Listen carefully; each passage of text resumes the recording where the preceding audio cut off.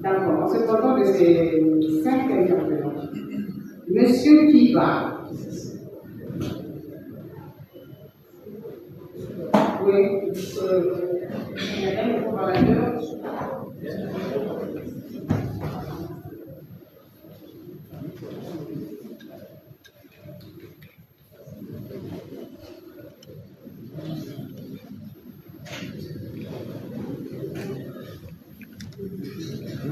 Alors, je suis Souza, je suis journaliste. D'abord, je voudrais remercier les auditeurs qui sont aujourd'hui sur les mascottes de cette émission, de cette émission. La question que je voudrais poser, c'est ça. Qu'est-ce que ça vous fait d'être les mascottes et quel conseil donnez-vous aux jeunes lauréats qui sont privés dans le monde de l'émission? La question concerne les deux auteurs. Je profite de l'occasion de traduire toute ma gratitude et même le remerciement, bien entendu, de savoir et de constater que vous avez répondu à cette grande invitation liée à cette cérémonie de remise des prix. Et à la question posée, je dirais que c'est un sentiment d'honneur. D'honneur, tout simplement, parce que dans la cuisine, vraiment le concept, dans la cuisine des ingrédients qui ont concouru à la sélection des auteurs, comme il se doit de la relation, c'est lorsque vous avez été choisi ou sélectionné pour que le prix porte votre nom, que vous êtes informé. Donc, vous comprenez qu'il y a autant d'auteurs ici au Congo, mais le choix est porté sur votre nom. Et dès que le choix est votre nom, vous ne pouvez pas vous priver de la joie, vous ne pouvez pas vous priver de l'honneur. C'est-à-dire que tout à fait naturel. Je me souviens, notre doyen Pierre Théroux, au regard de sa contribution rayonnante au PLS, il a été celui dont le prix a porté le nom à la 3e édition. Et nous étions là. Et c'est un sentiment de fierté d'école. Et si j'ai un conseil à donner aux lauréats, c'est de partir sur laquelle que même la sélection est régie et fondée sur la base de critères objectifs. Ils étaient nombreux, mais parmi, comme il y a beaucoup d'appelés, mais peu d'élus. Ils sont des élus. Étant des élus, il ne va pas seulement dormir sur leur lauréat. Au contraire, comme a dit le promoteur, c'est un prix d'encouragement, un prix de motivation, mais ils doivent travailler de temps en temps pour devenir des écrivains confirmés pour atteindre l'excellence. J'ai fini par là, par une pensée, j'ai une cité, et qui m'a toujours accompagné depuis le lycée, c'est la pensée d'Isaac Newton, qui disait à son époque, si j'ai vu plus loin que les autres, c'est parce que je suis ici sur les étoiles des génies.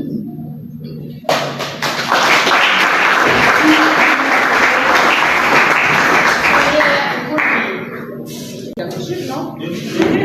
Vous avez une voix pédagogique, donc vous pouvez répondre à la question. Je compte sur vous à la chaîne. Merci beaucoup. C'est un sentiment de joie parce qu'on dit souvent que on peut être caché quelque part, mais lorsque vous faites bien le travail, vous êtes coaché par des grands, comme des Pierre Théroux, comme des Fidel Diakovo, comme des Joseph Lukewa. Ce n'est pas un secret parce que lorsque vous êtes coaché par ces grands-là, vous ne pouvez qu'être honoré. Donc c'est un sentiment de joie, de grande joie. Et le conseil qu'on peut prodiguer à la nouvelle génération ou bien aux écrivains en herbe, c'est de beaucoup travailler, de beaucoup lire. Quand on parle de lire, ce n'est pas seulement lire les écrivains étrangers. Aujourd'hui, vous constatez que l'écrivain Henri Diogo est honoré. Il n'y a pas seulement lui, il y a d'autres écrivains congolais. Et ça veut dire qu'on ne dort pas.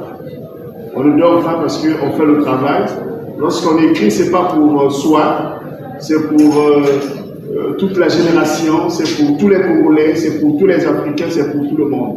Donc il faut beaucoup lire, il faut beaucoup travailler. Il ne faut pas seulement lire les étrangers, il faut lire tout le monde. Merci.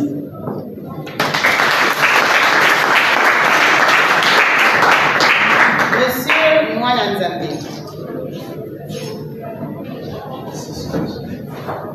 Merci pour la parole accordée. Je voudrais ici faire un jet de fleurs à M. Prince Arni Matoko et à M. Malachi, que j'appelle affectueusement maître. Maître pas dans le cadre de l'écriture, mais maître dans l'univers. C'est pour dire que même l'écriture y comprise. Et alors, ma première question est la suivante.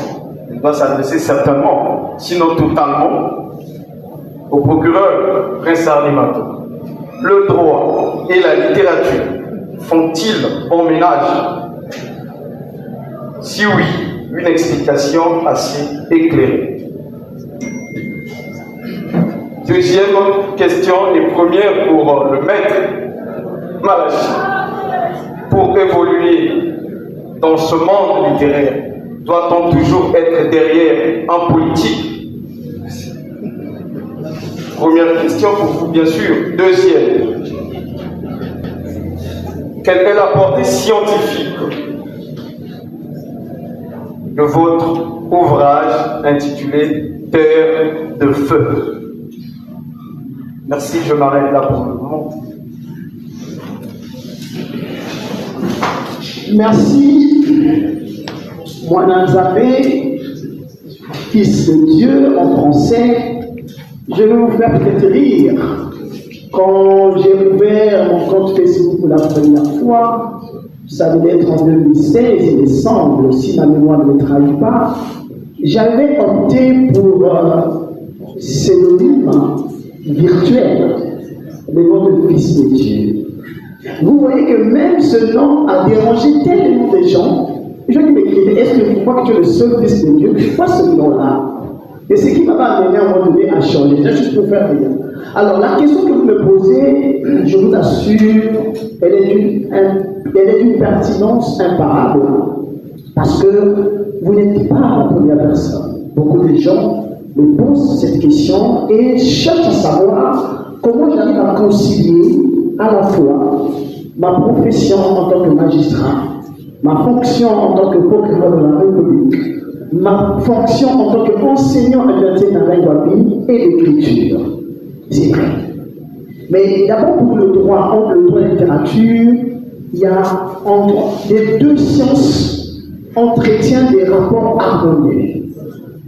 Il y a des rapports harmonieux. On ne peut pas être un bon juriste, moins encore un bon magistrat, si on n'a pas une bonne étoffe littéraire et culturelle. Deux, le législateur congolais et même partout ailleurs a compris qu'il y a un mariage indéfectible entre le droit et la littérature, de sorte que dans notre statut de la littérature, il est pour ce qu'on appelle des dérogations. Il y a des incompatibilités et aussi des dérogations. Et parmi les dérogations, il est donné autorisation aux magistrats d'exercer des activités d'enseignement littéraire, d'écriture et agro-pastorale. Ce qui fait que je me retrouve comme un poisson dans l'eau entre la littérature et le droit. Voilà la réponse que je peux vous apporter. Merci beaucoup.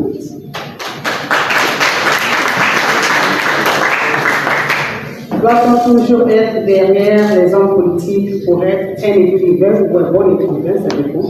La réponse.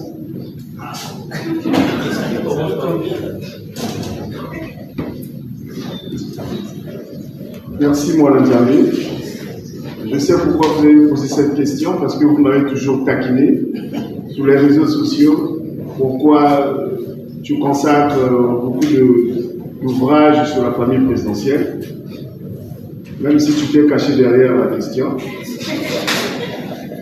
Si on ne peut pas honorer le chef, si nous-mêmes les écrivains congolais on ne peut pas honorer notre chef de l'État, sa femme, ou bien nos hommes politiques. Cela veut dire que cela doit d'abord venir de nous-mêmes. On doit d'abord être capable d'honorer d'abord nos hommes politiques. On ne doit pas seulement voir le côté négatif de la personne, il faut aussi voir le côté positif. Parce que vous savez que le président de la République, c'est un patriarche pour nous. Ça, vous le savez très bien, c'est un patriarche. Et lorsqu'on consacre un ouvrage sur lui, c'est juste une forme d'hommage. Merci beaucoup. Je suis d'accord avec vous. Vous ne voulez pas qu'on dise monsieur le procureur. Ben, je fais une liaison avec le procureur et l'écriture. Je suis moi-même poète. Et je sais que ces émotions que nous montrons à travers nos écrits, parfois nous sommes nous-mêmes étonnés. Moi, quand je me relis des poèmes, je me dis, mon Dieu, est-ce que c'est moi qui ai écrit tout ça? Parce que parfois, on est dans un état second. Moi, j'écris beaucoup sur la nature. Et j'écris aussi beaucoup sur la rose, la fleur que moi j'adore. Et parfois, je me demande comment est-ce que j'arrive à sortir toutes les émotions qui sont autour de la rose. Voyez-vous, la rose, elle est éphémère, elle est belle, elle est satinée, mais elle vous donne des idées incroyables que vous mettez sur votre épure, dans votre papier. Et parfois on se dit, mais c'est pas possible, je suis un dictionnaire ou quoi? Ça c'était pour. Alors pour M. Roubi, j'ai entendu dire qu'il se faisait appeler sagacité intellectuelle. Ah, c'est vous la sagacité intellectuelle? Ben, encore une question pour vous. Pourquoi sagacité? Parce que moi, quand j'entends le mot sagacité, ça me fait penser à un livre. Dougou Saga. Dougou Saga, qui avait la pluie et le beau temps dans la musique africaine. Pourquoi vous appelez sagacité intellectuelle? J'ai dit. Merci beaucoup, madame la promotrice, c'est ça? Merci beaucoup, Marie. Le choix de ce pseudonyme sagacité intellectuelle, je l'ai fait il y a pas très longtemps au cours d'une forme d'interview que j'ai donnée assez directe. J'ai expliqué que j'ai adopté ce pseudonyme quand je suis encore en deuxième année à la faculté de droit de Sainte-Marie-en-Guadeloupe. Je suis en deuxième année, je crée un centre d'encadrement, c'était tout à fait normal à la fac de droit. Mais chaque centre d'encadrement doit avoir une dénomination. Et chaque dénomination est chargée de sens et de message. Et c'est là où, inspiré, j'ai choisi le mot sagacité intellectuelle. Mais ce choix a un double titre. Le premier intérêt, c'est la dénomination du centre. Le deuxième intérêt, c'est pour moi-même. C'est un élément de motivation. Je suis de ceux qui pensent qu'il ne faut pas seulement rester dans la platitude, dans la légèreté. Il faut aller vers l'excellence. Or, l'excellence, il faut se le construire. Il faut avoir un mot, des concepts qui doivent vous motiver chaque jour.